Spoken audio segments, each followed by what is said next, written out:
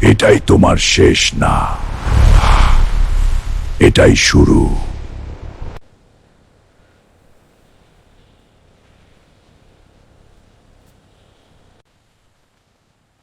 ভাই, এসব থেকে দূরে থাকুন, চলুন আসল নামাজে যাই। হুজুর, নামাজের সময় হয়েছে, চলুন মসজিদে যাই। এখন আমার নামাজের বয়স হয়নি মিয়া। নামাজের তো কোনো বয়স লাগে না, আপনি আসুন আমাদের সাথে। এই সব কথা এখন বাদ দেন মিয়া, আমাকে জোর করবেন না। আমি এখন কোথায়? তুমি এখন কবরে। এখন থেকেই তোমার আযাব শুরু হবে।